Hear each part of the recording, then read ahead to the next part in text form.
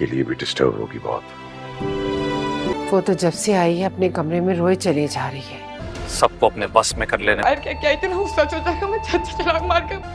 And I'm the bad one। ये सख्तियाँ तो बस मेरे लिए हैं। दरअसल हाबिल और काबिल के आने वाले एपिसोड में आप देखेंगे कि हुरम जब अपने घर होगी तो कादिर को कॉल कर रही होगी, तो कादिर शुरू में तो उसकी कॉल नहीं उठाएगा और फिर जब वो बार बार कॉल करेगी तो कादिर उसे कहेगा कि प्लीज़ मुझे बार बार कॉल मत करो, मुझे तुमसे कोई बात नहीं करनी।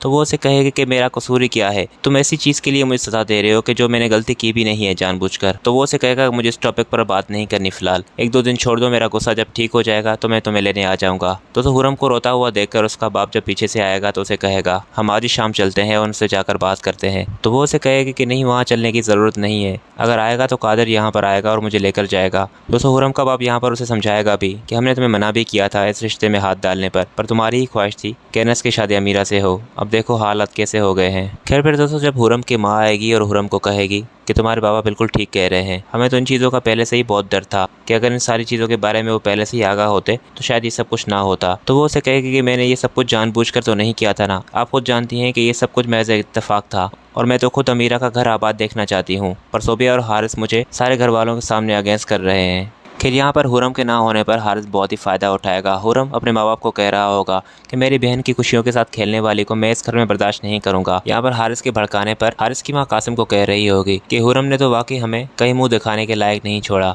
मेरी ही गलती है कि मैंने उसे इतनी इज्जत दी, वो लायक ही नहीं थी इसके।